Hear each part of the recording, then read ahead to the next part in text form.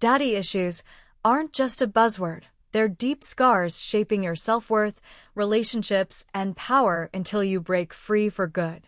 Unresolved father wounds are silent saboteurs.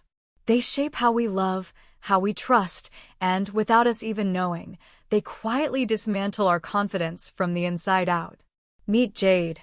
On paper, her life is a dream.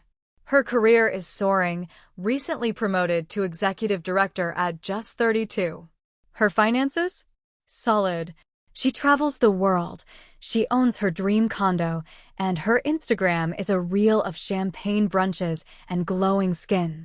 But there's one thing that never seems to click: love. Every relationship starts like a fairy tale, until it doesn't. Jade keeps falling for the same type of man, emotionally unavailable, hot and cold, charming but distant. One was a successful surgeon who always needed space. Another, an artist who ghosted her after making her feel like his muse. A third, a businessman who promised the world but gave nothing back. Different faces, different stories, but the same gut-wrenching ending. Every time she's left asking, "What's wrong with me?" It was Jade's best friend, Emmy, who finally said it out loud. "Girl, you're dating the same man over and over. Just different bodies." And that hit Jade like a slap. Because deep down, she knew Emmy was right. Here's the thing. Jade's father left when she was just 7 years old. But not just left, he ran off with her mother's best friend. One day, she was a daddy's girl, her tiny hands wrapped around his fingers. The next, he was gone. No goodbye. No explanations. Just silence where his love used to be. That shattered something in her. She learned young that love disappears. That trust is dangerous. That even people who swear they love you will choose someone else. For years, she buried that pain, gritted her teeth, became the strong one, the overachiever. But inside, she was still that little girl, desperate for her father's attention. Chasing it in every man she met. And no matter how different these men seemed, they all had one thing in common. They triggered the same deep, raw wound she never truly faced. It wasn't until Jade finally confronted her childhood trauma, through therapy, deep self-work, and raw, honest reflection, that she began to break free. She realized her worth wasn't tied to anyone's ability to stay. She stopped chasing validation from men who mirrored her father's abandonment. And for the first time, she felt whole, all on her own. Radiant Rebels, maybe you're hearing Jade's story and thinking, this hits way too close to home. Maybe your own patterns are hiding in plain sight, masked by different faces, different circumstances, but the same deep ache. That quiet fear of not being enough, of always being left behind. This video? It's your safe space. We're unpacking the hurt, breaking toxic cycles, and finally starting the healing you deserve. If you're ready to break free, like this video and share it with someone who needs to hear this. Don't forget to subscribe. We're in this together. What are daddy issues, really? Radiant Rebels, let's cut through the noise. The term daddy issues gets thrown around like it's some shallow punchline, but the truth is, it runs deep. It's not just about having a complicated relationship with your father. It's about the core wounds that shaped how you see love, trust, and even yourself. It's the heartbreak of emotional neglect, the father who was physically there but emotionally cold. The sting of abandonment, the dad who disappeared and left a silence that still echoes today. Or the inconsistency, the father who made promises he never kept, leaving you in a constant state of confusion and craving. And here's the twist. It's less about him and more about what those early wounds taught you. These experiences wire your beliefs about safety, worthiness, and love. They become the invisible script running your life, whether you realize it or not. Sneaky ways this shows up? You might catch yourself bending over backward to prove you're worthy of love. Or maybe you have a deep fear of abandonment, constantly anxious that someone will leave. You might even swing to the opposite extreme, building walls so high that love can't even get close. It can look like chronic people-pleasing, settling for crumbs, or sabotaging healthy relationships because they feel unfamiliar, almost too safe. And suddenly, you realize it's not random. It's a pattern. How these issues mess with your relationships. Let's go deeper because this is where things get raw. When those childhood wounds stay unresolved, they don't just sit quietly in the background. They seep into every romantic relationship you touch. You find yourself drawn over and over to emotionally unavailable partners. You might meet someone who's genuinely kind and ready for love, but something inside you resists it, mistrusts it, even pushes it away. And the hardest part? These relationships are mirrors. Every hurt, every trigger, every messy breakup, they're reflecting back the parts of you that still need healing. Until you face what's really underneath, the cycle keeps repeating. You might start wondering, why do I always end up feeling abandoned? Why do I attract people who make me doubt my worth? Why do I keep sabotaging intimacy the moment it gets too real? Here's a truth bomb. The love you seek will always match the love you believe you deserve. And when your blueprint is cracked, no amount of external validation will fix it because the real healing starts within. Quick check-in, Radiant Rebels. Do you notice any emotional triggers or patterns that keep showing up in your relationships? Take a second.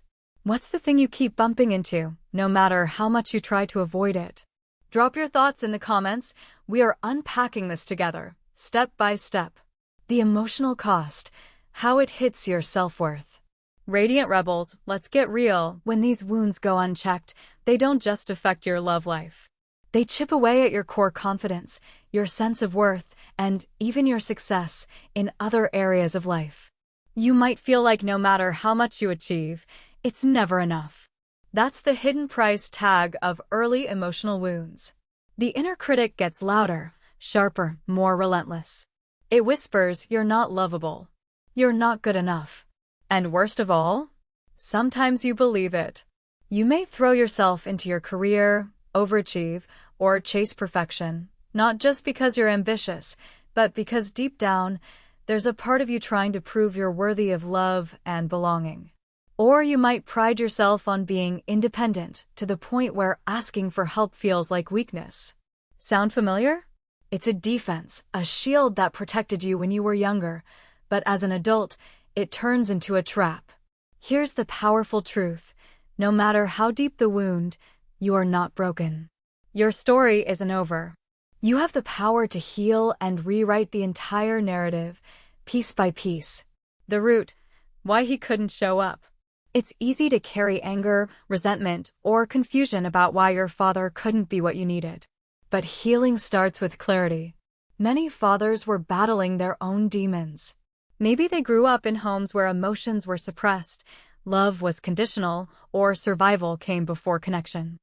Generational trauma runs deep, and emotional immaturity gets passed down like an unwanted heirloom. Understanding that is not the same as excusing it. It's about freeing yourself from the weight of their choices. When you see the full picture, you realize it was never about you being unworthy. It was about them being unequipped. This is where inner child work becomes powerful. That little girl inside of you, the one who felt forgotten, dismissed, or betrayed, she still needs you. And guess what? You have the chance to show up for her in a way no one else could. Healing is about reparenting yourself. Giving yourself the love, validation, and safety that you didn't receive. Because when you tend to your inner child, you stop bleeding on people who didn't cut you. 5 steps to heal for real. Acknowledge and accept the wound. Healing starts when you stop pretending you're fine. It's time to face the hurt head-on. No more minimizing your experience or dismissing your feelings.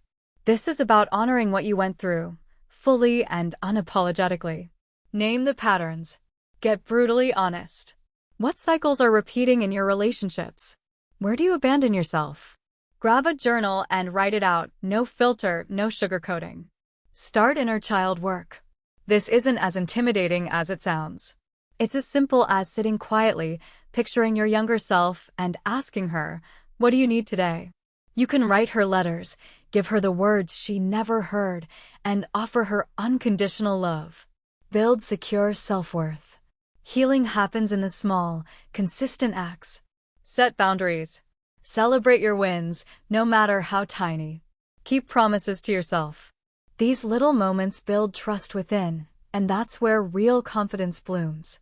Rewrite your love blueprint. This is your chance to choose differently. Start noticing the red flags early. Pay attention to how someone makes you feel, not just how they look or what they say. Prioritize relationships that feel safe, calm, and secure, because that's the love you truly deserve. The power of therapy and support. Radiant Rebels, let's be honest, some wounds run so deep you can't heal them alone. That's where therapy becomes a game changer. Whether it's one-on-one sessions that help you unpack your story in a safe, non-judgmental space, or group therapy where you realize you're not alone in your struggles, support is everything. Therapy gives you the tools to understand your patterns, process old pain, and build healthier habits. It's not about fixing you, it's about guiding you back to your truest self. And here's something every single one of us needs to hear: healing is not a straight line. Some days you'll feel on top of the world, other days, old wounds might resurface. That's normal. Setbacks don't mean failure, they mean you're human. If you're not ready for therapy yet, start small. Grab a journal and pour out your feelings. Dive into books like Attached or The Body Keeps the Score. Explore podcasts that focus on self-love, trauma healing, and empowerment. Every little step counts, and you can begin today. Reclaiming your feminine energy through healing. There's something magical that happens when you release old wounds. You reclaim a part of yourself you might have thought was lost forever. That soft, open-hearted, radiant energy, it comes back stronger, deeper, and more magnetic than ever. When you heal, you stop chasing love to fill a void. You become love. And that energy? It's irresistible. People feel it. You feel it. You move through the world with ease and confidence, not because life is perfect, but because you are grounded and whole. This is your glow up from the inside out. Healing isn't just about feeling better, it's about unlocking your fullest, most powerful self. Radiant Rebels, I want to hear from you. Drop a comment and share what part of today's message hit home for you. What are you working on in your healing journey?